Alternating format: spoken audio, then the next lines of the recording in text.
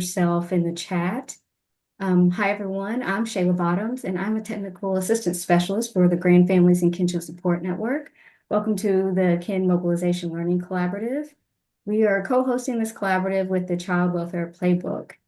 And Cheryl Peltier and Kate Moon with Plummer Youth Promise will be joining us again today to discuss engaging families.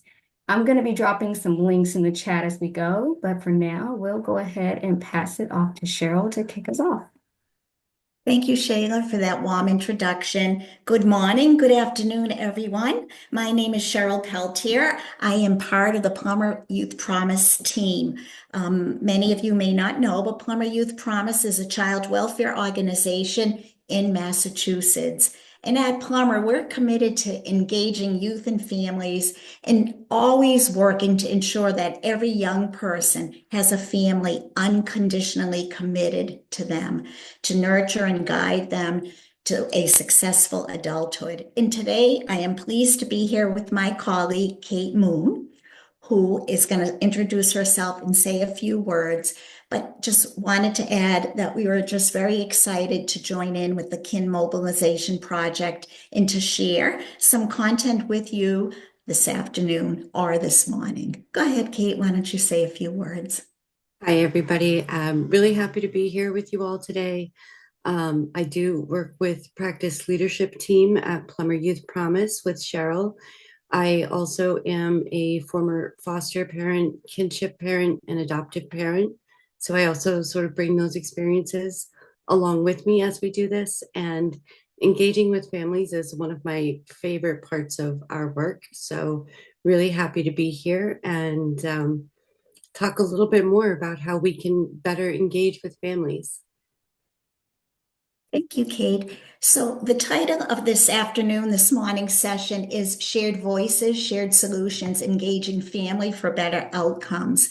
And as Kate mentioned, at Plummer Youth Promise, we are really committed to always ensuring that youth and family voice is centered to every conversation and every planning meeting that we have.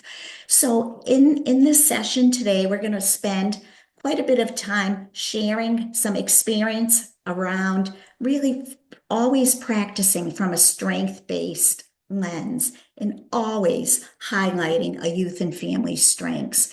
So as we think about that, we thought we would do a tuning in exercise with you. You know, at Plummer, in our trainings and workshops, we often do begin with a tuning in to get us all grounded in the importance of being strength-based and of always identifying family strengths in our work. So with that being said, I'd like you just to take a moment and think about what are some of your family's greatest strengths? And as you're thinking about those many strengths, I'm also going to ask you to think about how are those strengths demonstrated? And how do other people know that you have those strengths? And it would be wonderful if you wouldn't mind sharing those either in chat or feel free to unmute yourself and share if you would like. So what are some of your family's greatest strengths?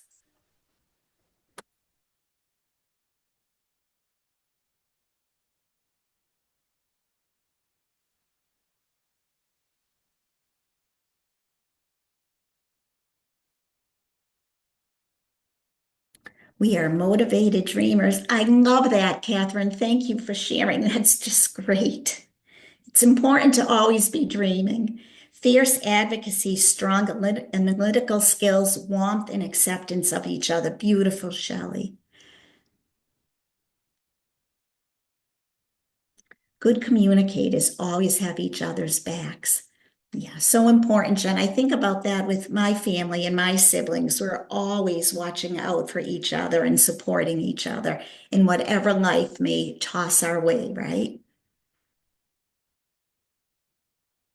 Unconditional support. So true, right? The importance of those connections, those family connections and relationships. Accepting and resilient, right? So true, right? We're accepted by our family, and together we really are resilient. We show up for each other. Beautiful. Always. I love Gloria shared no judgment, open communication. And I think that unconditional acceptance is such an important piece of what we get from our families. To be able to say what is on your mind and not be judged, right? Really important. Thank you all. You really did share so many amazing strengths. And just want you to think about those strengths and connect it to our work and how important it is for all of us to really begin any work we are doing with kids and families by having that strength-based approach that focuses on families' abilities, their knowledge, and their capabilities rather than their deficits. It's truly a collaborative practice that it emphasizes opportunities, solutions, and hopes. And I really want to emphasize that hope because I think when we can identify a family's strengths, we can build on those strengths, and those strengths can have so many benefits. It's also important for us as we're connecting our strengths to many of the families that we work with also have those same strengths. That when we begin in conversations with families and are talking about their strengths, it really does help us build that trust-based relationship. And Kate and I have found in our permanency practice, having that trust-based relationship is essential to doing the work. So I want to thank you all for joining in with that, tuning in. It really just does ground us and it connects us to our belief that kids and families have the same needs and wants as we do when it comes to families, right, in relationships. So just want to begin by sharing this definition of true family engagement. It would be a best practice definition where it's defined as a strength-based approach to partnership that enables youth and families to have direct and meaningful input into and influence on all case planning, goal setting, and services to achieve their desired outcomes. So within a strength-based approach, we are always beginning by gathering the youth's and families' perspective first. And I think it's also just a way to demonstrate being very respectful of kids and families. And then we move on to the families. I always begin when I'm working with a family or a youth by talking about what is going well. You know, what are your strengths? What do you want to share about what's going well? What are your family strengths? So this definition of family engagement really does emphasize the importance of families having full input into their case planning, goal setting, and services. And we know if they're going to get to the desired outcomes that they want, it's necessary for them to have that level of input. Thoughts or questions about that definition? Does it resonate with the work that you are doing? I know that all of us are involved and very in tune to the importance of having that strength-based approach.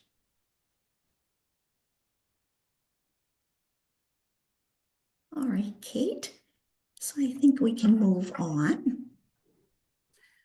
All right. So as we begin to, now that we have a shared definition, to talk about really engaging families, I really appreciate the tuning in that we do here because I think sometimes we forget that all of the families that we work with, while they may have problems, they also have strengths. They also have good memories. They also have a culture and a history that is really important to the young people that we work with. So sometimes it can be difficult to help families to engage with us. And we wondered why, recognizing that family looks different for every child or young person. And we know that many states are doing what we do at Plummer, which is adapting a much broader view of family. Family can be blood, family can be someone related to you by marriage, by adoption, and family can also be fictive kin because sometimes people that we aren't biologically related to can be very, very important supports for young people and families. And so we wondered in your work, really, what reasons do you see that can make it really hard for families to respond to our outreach or to answer phone calls or engage? We know that these are very challenging situations that we ask people to step into. But what are you seeing out there that might make this work challenging? And please feel free to take yourself off mute or put something up in the chat.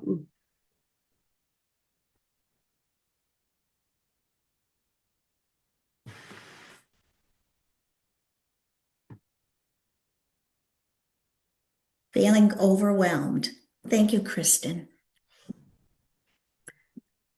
I love that, Kristen. I remember the day I realized that I was going to have to step in and take care of my family member with no preparation and no warning and not a lot of resources. And it can be very overwhelming. And then Sally shares that they've had previous negative experiences with our system. That is so very true, Sally. Thank you for sharing that. And then estrangement, right? I mean, we have situations where family members may not even be aware that a child was born or may have been disconnected for some period of time. That's right. And then Brianna agreed, negative past experiences with the system. So very true, right? And then Absolutely. Jennifer adds shame and guilt. There is a lot of stigma still in our society for being involved with the child welfare system. So absolutely, it can be hard for parents to reach out to family members. But then also, there is some stigma around being the family member too, because if your family member is coming into the child welfare system, people can make assumptions about what kind of family you have.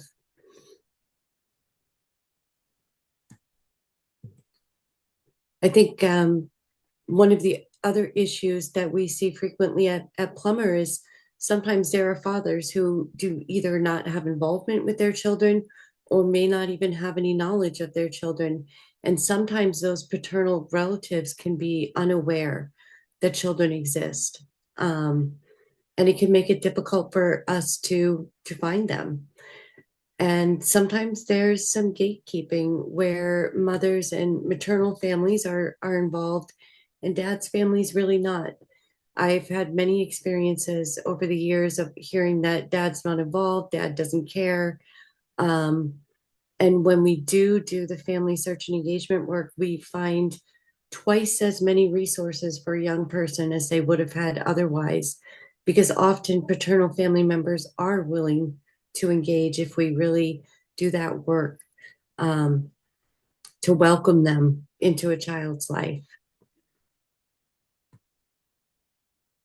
I think I've also seen situations pretty frequently where grandparents or aunts and uncles or friends of families, they may think that I don't want to get involved in this because they're going to go home soon, right? This is a small problem. This is going to be over in a few months. Maybe if I take the child, it's going to be even longer before they come home. And so sometimes families hesitate for those reasons too. And Kate, there's a comment from Brianna. They are not treated as experts on their family. Relatives are often judged based on the actions of parents, even if they have no involvement with the reason for removal. They may not even be aware that the child is in care.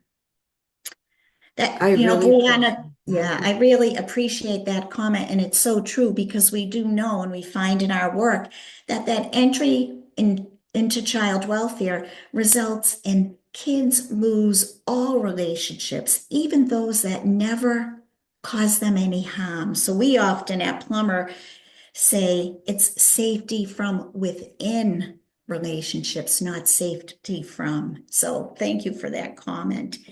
And then we have the kin process is being intrusive. Absolutely, absolutely. I am working with a grandmother currently who is absolutely lovely and was told when her grandchildren were placed with her that she was going to receive a subsidy and clothing money to help take care of them, and that licensing her should only take a few weeks. And we are now 6 months in, 6 months with no resources provided except a few gift cards. And everyone is well intentioned, and the system is big and sometimes clunky and sometimes slow. And so, 5 months after providing every piece of documentation she had about her life and going through classes and getting fingerprinted, having multiple strangers come into her home, she still isn't receiving the support that she needs. And so it is very intrusive. And I think that's an important point too, because we know that sometimes we are working with families who had system involvement themselves, either as children or as parent consumers when their children were young. And so there can be a lot of trauma around that and a lot of fear. And sometimes there is an assumption that they will not be allowed to step in for kin. And that can be a barrier to really being able to engage with them. So as we begin to think about, we have a really good handle on what some of the barriers are. You guys were able to type in just about every one of the ones that we run into, that we see in research. How are we engaging now? Right? So we really want to spend our time today on strategies that can help us to effectively and authentically engage with families. And we're going to be sharing some tools that have helped us at Plummer. And as we think about family engagement and how we interact with family members, we thought it might be helpful to just start by thinking about, how are we showing up for this work with families? How are our policies and procedures impacting families? And we sort of put this into two camps here of, what are we doing that's making family members feel like they matter? And then what are we as a system doing that is leaving families feeling marginalized and disempowered?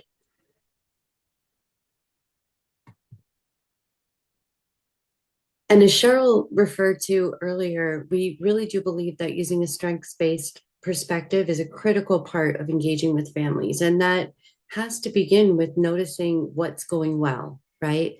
Really working to find a family's strengths. And then it's also essential to be curious about each family's unique values, their history, their culture, and their beliefs, because this is how we will be able to serve the youth and their family well. If we don't know them, we cannot help them come up with solutions that are going to work for them. So we need to, over time, as we get to know families, we need to be integrating those strengths into their permanency planning and then tailoring the supports and services to fit their unique circumstances. I think many of us have probably seen instances where families were struggling with issue A, and 3 weeks later, they had a 3-day-a-week commitment to a service that is addressing problem B, which was not the thing the family was worried about. And so really listening to each unique circumstance, listen to families when they tell us what they need, listen to them when they tell us what they can do and what they can't do, and how they need to be supported, and being thoughtful about co-creating agendas for the meetings where decisions are made, thinking about times for meetings, locations for meetings, and then ensuring that families know ahead of time what is going to be discussed, because that's really the only way that they're going to be able to participate meaningfully in decision making. Hey, there is a comment in chat from Jennifer, and it reads, I think it's so important to let families know they can still be part of a child's life, even if they cannot care for them. Example, calls, FaceTime, holidays, weekends. I hope we see more of this in the future. Jennifer, we're going to talk about that too this afternoon. You'll definitely see it in a few slides. And we absolutely agree that this is a critical thing. There are family members who care deeply for children and who can provide things for those children that maybe no one else in that child's life can, but they might not be able to be the everyday parent, and that's okay. We have to, as a system, figure out how to welcome them into the planning, into all of those things that are so important in a young person's life, graduations and teacher conferences and going to get your driver's license, all of those things, all of those events that are so important in a young person's life. And then I think, too, this is a critical strategy for making sure that we're supporting children's cultural heritage, right? And all of the unique things that their family may celebrate, the languages they use, the history they have. Family members are often the absolute best people, besides parents, to be sharing that with kids. And then we want to talk just for a minute about marginalizing. Um, Family and kin are in a tough position, right? And sometimes we work with family members, or we try to work with family members who appear to be very resistant. They don't answer phone calls consistently. Maybe they're not sending letters when they agree to. They may overcommit initially and want to be everything for a young person, and then sort of shut down and get overwhelmed. Sometimes kin really are struggling with ambivalence, right? We know that that is a big issue for kin families who are asked to step up in a crisis or in an emergency with little notice. And then oftentimes, even when family is involved and family is engaging with us, we see that over time they may not participate in meetings, right? They may not be thrilled about those formal services and supports that we want to put in place. And us as professionals, we may see that a family is unprepared and that they need resources, but we get kind of focused on compliance, right? I worked with a situation recently where a grandmother was threatened with having her grandchildren removed because she allowed the children to visit with another approved family member without notifying the department. And that was not anything that she did deliberately. And I can tell you that after that event, she did not feel valued by the team, right? And that really left her feeling like she didn't want to come to any more meetings because there just wasn't enough recognition of all of the things that she was doing right. Um, but there was a lot of recognition of the one thing that she had done wrong. And so as we begin to think about that, right? What practices are going to make family members feel like they matter, and what languages or actions or honestly even system barriers may have the effect of marginalizing families. So we'd love to hear from you. Again, feel free to take yourself off of mute and share, or if you'd like to put it in the chat, that is fine too. But love to hear, what practices are you engaging in now that are working, that are really having the effect of making families feel valued? And then what languages or actions are you seeing that might have the effect of making families feel like they really don't matter that much?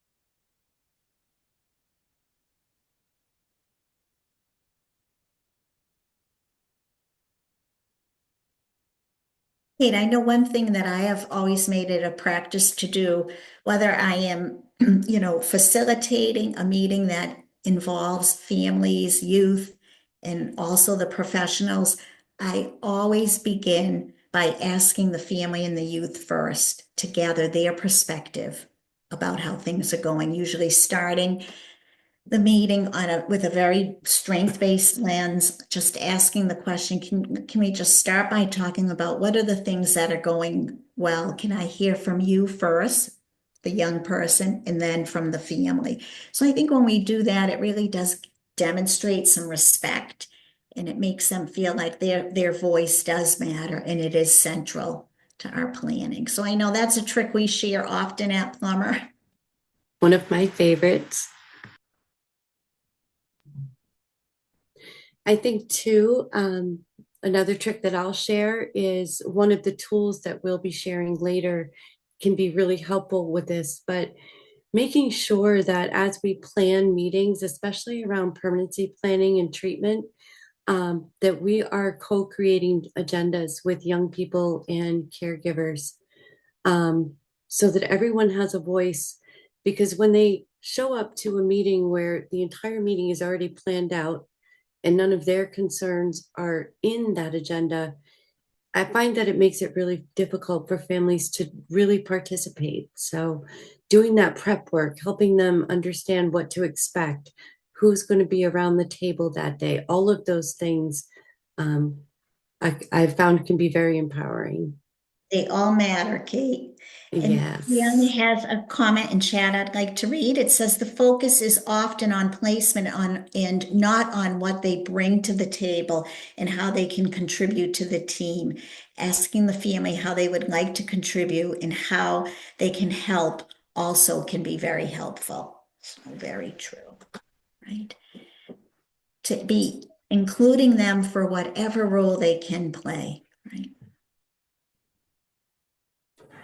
I think too, something that we can struggle with, right, in this work. Sometimes we are so desperate in that placement, as Brianna said, that we can really put a lot of pressure on family members to do it all and do it tomorrow. And um, helping them to define those different roles that they might be able to play. You know, it's sometimes a grandparent may not be able to parent, but they might still be a great grandparent, right? And we've seen some really nice situations at Plummer where family may end up even actually being respite for foster families if the child has to go into placement. And that allows for such a sense of normalcy that we don't often enough see in foster care.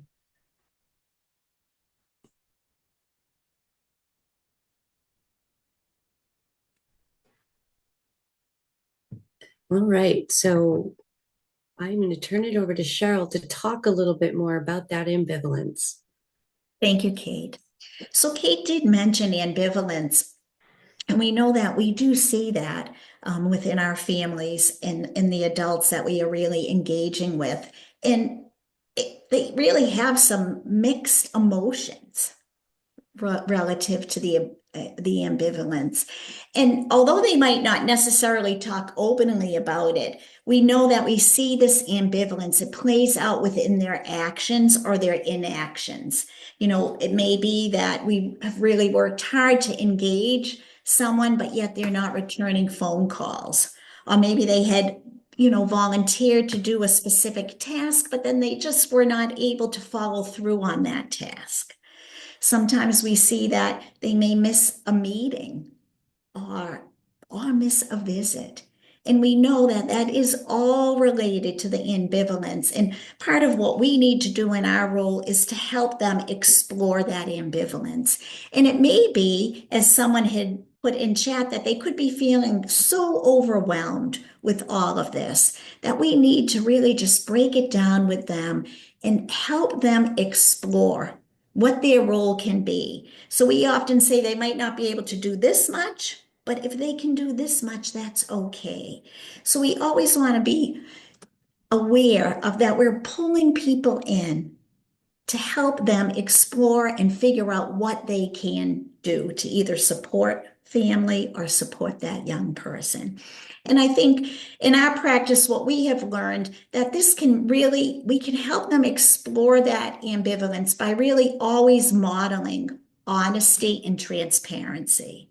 And I think that's something that sometimes in our work in child welfare, right, that can be hard to do because at times we might be sharing information that's really hard to tell families. But we owe it to them, and we need to be totally open and transparent, whether we are sharing good news or bad news, and particularly since it is about their life or their child. They should have a right, they have a right to know. So we often say we're always very honest, and we are always modeling that full transparency that families and kids need to know what is happening within their lives and their family circumstance. We always start our conversations, even when family has been really ambivalent, by acknowledging their expertise, that they are the experts on their child and on their family. And we have to listen to what they tell us about them. And I know Brianna in chat mentioned it, but it is so true that oftentimes, families and others may not be returning our calls because they know they just cannot be a full-time caregiver. So right from the start, we have to be opening up the conversation by sharing that there are lots of different ways they can consider supporting that young person or family beyond being the caregiver 24/7. And I think that is a really important point, because I know historically within child welfare, when we were reaching out to family and kin and other supportive adults, it was always about placement. Not to ever minimize the urgency of needing placements on that Friday at 4 o'clock before the office closes. But when we lead with that, it can be really overwhelming. If we help families explore and consider a variety of different ways they can pitch in and help, that eventually it might end up becoming a placement. So those are just some of the strategies we have used to really get behind that ambivalence and to understand where it can come from.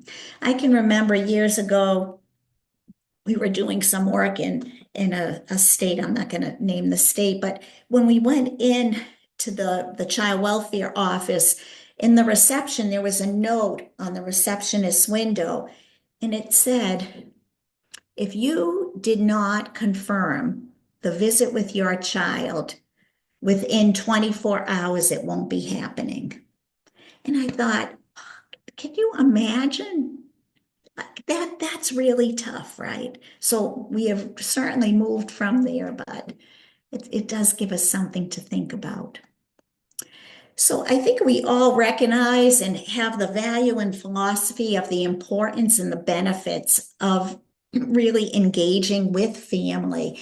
But you can see on this slide, we have really bulleted several key points around the benefits, but there are just so many. And we know that from the start, when we are engaging with family, we are going to get a more accurate assessment of what their needs are. And that when given the opportunities, families can provide valuable insights into their situations. And they also, it allows us to be able to gather a more comprehensive view of what the family and child's needs may be, but also the risks. We all know, as we're talking about always identifying those risks, the strengths can be a protective factor. So really important. We know that when we are honestly and authentically engaging with family, there's increased participation. They feel that they are involved in the decision-making process, and they're more likely to participate when we are calling them to the table from the beginning. We know that a key benefit is around empowerment and ownership, that engaging families in the process, it fosters their own sense of ownership, right? That sense of agency, that they do have some control over their own life and their own family. It really builds a more positive relationship within all of us. It builds that trust-based relationship that, as I said previously, is so critical to the work that we do. Kate had mentioned the importance and the benefit of that cultural sensitivity when we are involving families in our work, and it really helps to ensure that the services we are providing are culturally appropriate and respectful, right, of what they believe. And I think the last bullet I just want to share with you that when we are fully engaging family, we're going to have improved child outcomes. And I think that's something that we all want. So just some of our thoughts around the value of truly engaging families. So anybody have any thoughts or questions about that? It seems as if you have the values and the philosophies of it. I know that it has really made a difference in our work at Plummer.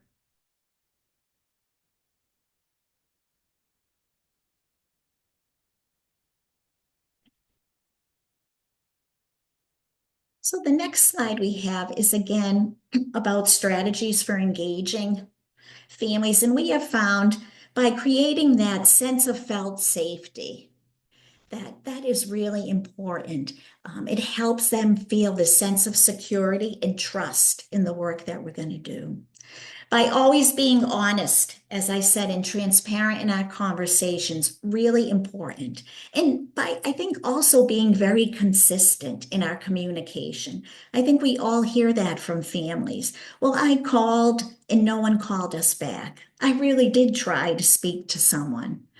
Or the other piece I think that can be really hard with families is we have a lot of workforce turnover. So maybe the person they had talked to in the past is no longer there. I think it's really always key.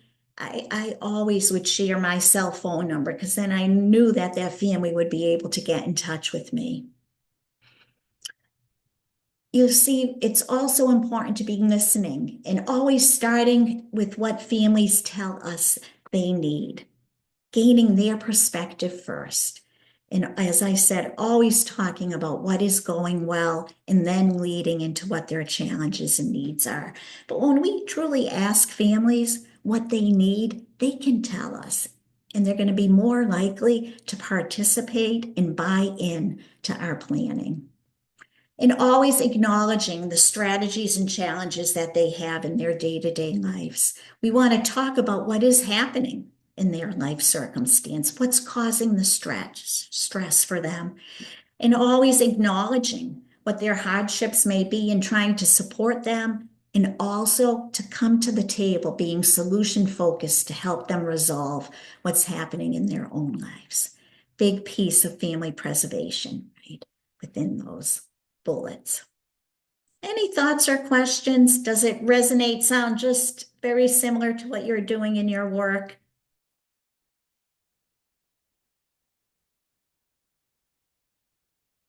Kate is going to walk us through 2 practice tools. And Plummer has been known to really do a lot of our work by using practice tools. We have found that they are a beautiful way to frame conversations with kids and families, and then also do a piece of psychoeducation work that can just be so valuable and crucial, right, to getting to permanency outcomes.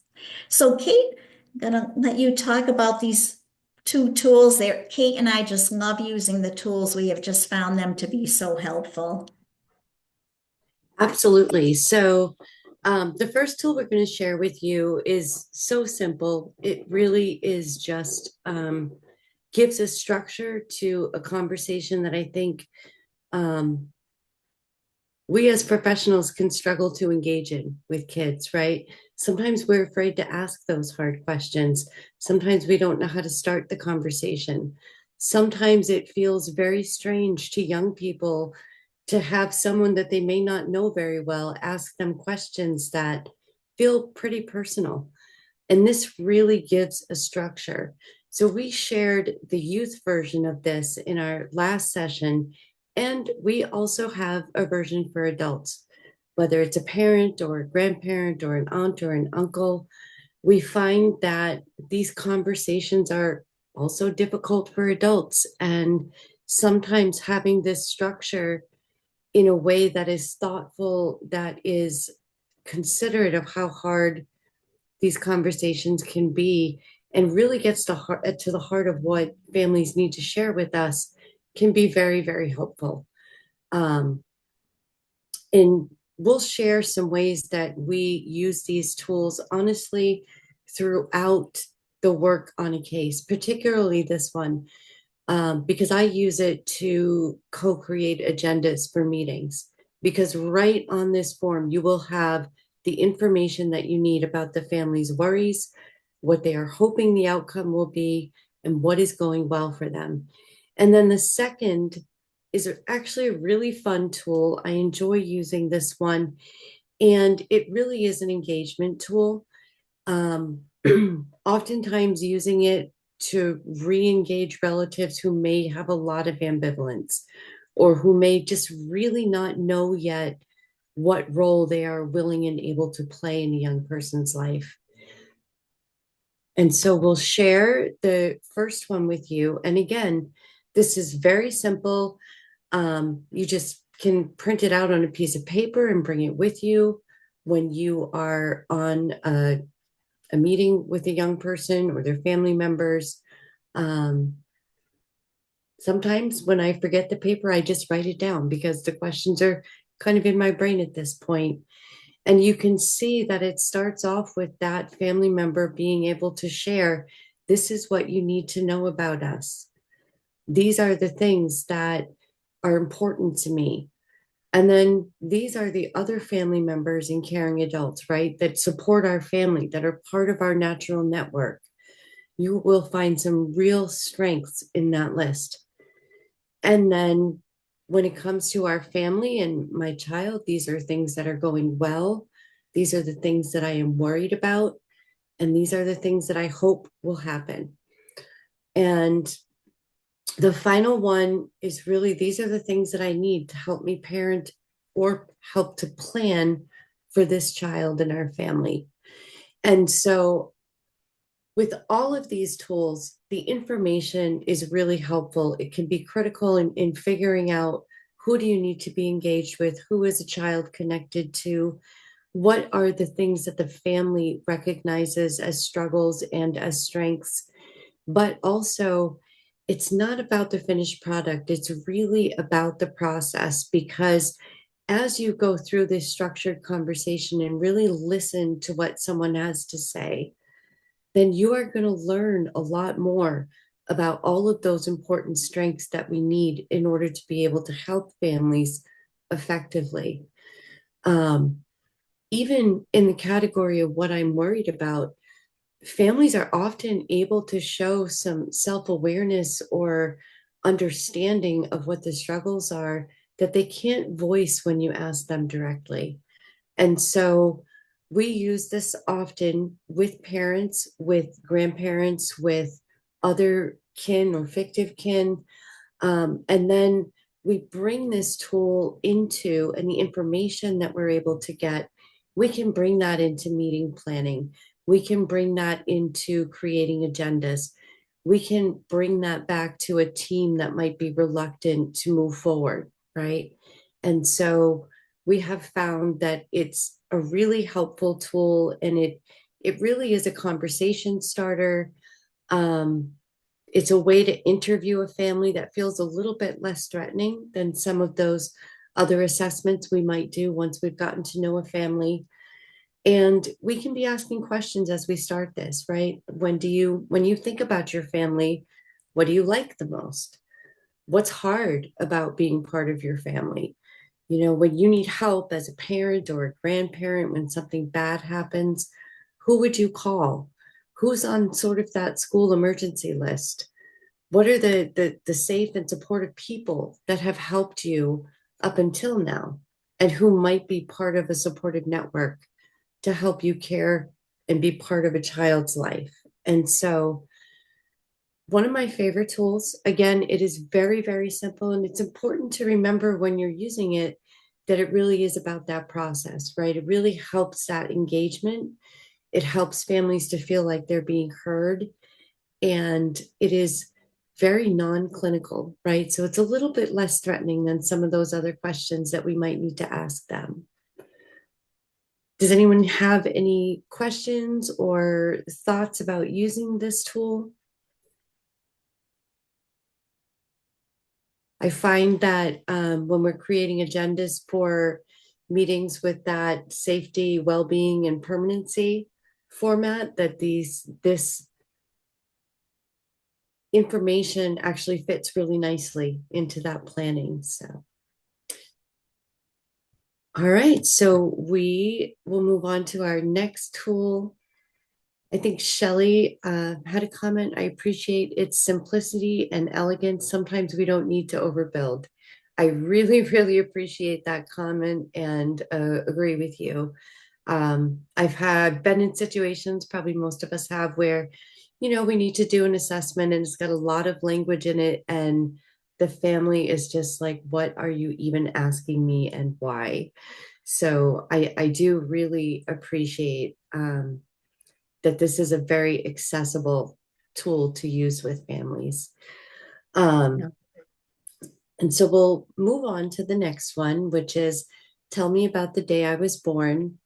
And this tool really can be very helpful at the beginning of search and engagement as you reach out to family members who may not have been involved with the child in a long time, because it's a very, very low risk, concrete, one time ask of a family member. You're not asking them to commit to placement. You're not asking them even what role they might be able to play in a young person's life. You are reaching out and saying, this information is really important to this young person. I want to make sure that we're able to provide that to them, or maybe this young person has questions about what happened when they were born. I've worked with so many young people who don't even have one picture of themselves as a baby. And so you're really just asking for that one-time meeting, right? Can we meet at a coffee shop? Can we meet on Zoom? Can we, I can come to your house if that makes it easy for you. And you're asking them for that one-time meeting to provide information that honestly almost anyone can understand is really meaningful for a young person. And the way that we can use this tool strategically in advancing both permanency and connection for a young person is there's several different ways, honestly, right? Like if we have a family member sit down and complete this tool, and the tool will look different for every young person, right? I once did this tool and it said, tell me about the day I came to Massachusetts. Because for that young person, they were in the system after a disrupted adoption. And so the people I was reaching out to weren't there when that young person was born. Maybe it's tell me what I was like when I was a baby, right? And again, these are really informal, they're adaptable. You want to be thinking about the client that you're or the child that you're working with, the family that you're working with. But to really take this, right, you can add that to a life book. You can use this tool to help a young person explore their own story, to provide family photos. And also, and probably most importantly, it can help to create a space for the family member to be able to reconnect emotionally with a child, especially if it's been a long time and maybe we have a very tall, different looking young teenager instead of a little tiny 4-year-old. And so this is why we want to remember again, using this tool is all about the process and not necessarily the completed product. The other way that this tool can be really successful is when reintroducing a family member to a young person that maybe they haven't seen for a long time.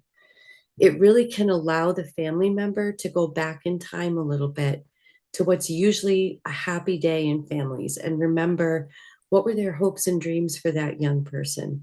Who was there? What were they thinking that day? And you can do this tool with the family member ahead of time and then share it with a young person if maybe that's the most appropriate way to process that information. Or it might be something that a young person and a family member do with each other. And it's part of that work to help them get to know each other again and completing it together during a visit. We can also use this tool with parents, right, who might be very reluctant to identify their connections and other family members. And we don't want to trick parents, but we do want to help them to think about who was connected to that young person, right? Who provided support to that parent in the past? And then how can we help it? This also can help a young person to just have that basic information about their own history. And so I often, these can look very messy in the moment when you're working with them. Oftentimes I print up a pretty one at the end so that everybody has a digital copy that can be maintained by multiple, the caseworker, the family members, a young person's program, or whoever needs it. And then also we laminate that lovely messy work copy and leave that with the young person. And so that is the practice tool. Tell me about the day I was born. There's a blank copy of this that we left as a Word doc that we'll be posting in the chat. Anybody have any questions or thoughts about this tool? I was just going to add that I think oftentimes, for kids, that this can really fill in some of the missing pieces of their journey just by getting to know, how did I get my name? Who was there on the day that I was born? Who were my grandparents? So I think really important so that, kids have that information that's really, really, really critical. So it's great. Absolutely. And that can really be the beginning of some of that work that we know young people have to do to know who are they? Where did they come from? How did they get to where they are now? And if you read the sample, it's been completely de-identified, but these are the actual responses from a dad who had not had any contact with the child since the child was 2 years old. And the child really felt like they didn't matter to him at all. And not only did we learn a lot about paternal family members, but you can see also that the child was finally able to hear directly from that parent that they did matter and that it meant a lot to that parent the day they were born. It was a very special day. And so it can be really helpful in that way too. Any other thoughts or questions about how to use the tool or concerns about using the tool?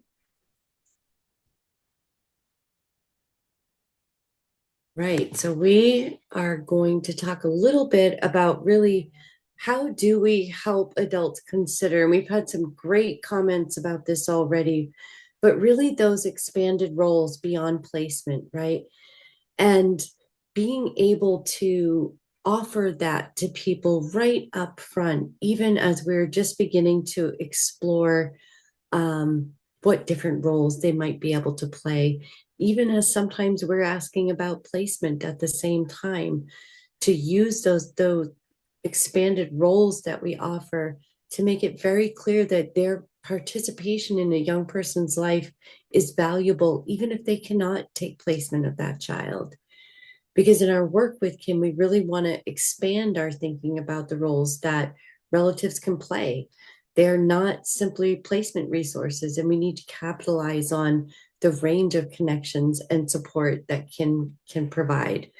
Kin can be critical supports in reunification, right? They can be a huge help in decision making.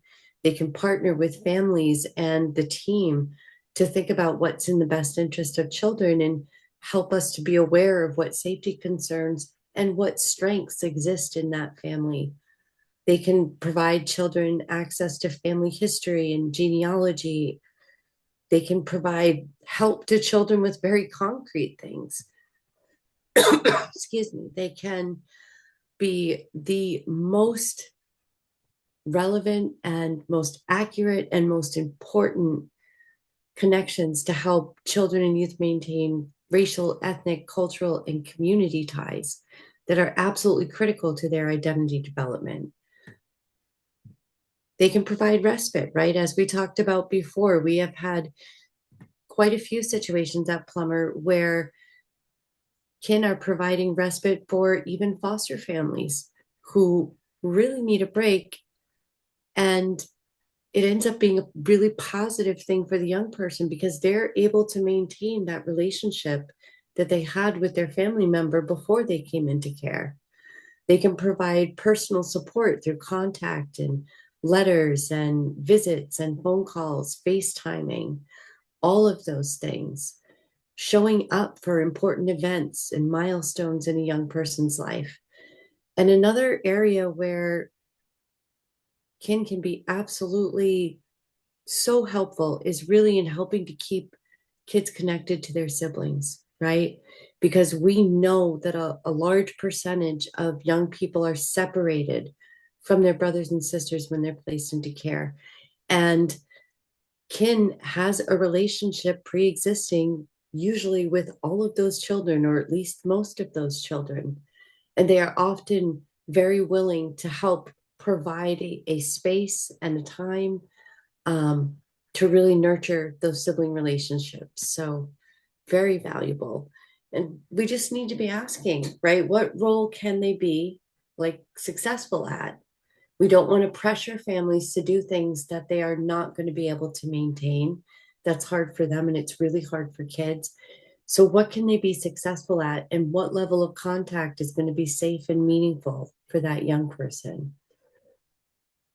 And so we have another tool. This is our last handout for the day that really talks about relatives as resources, right? It's how can I help 10 roles for relatives and kin?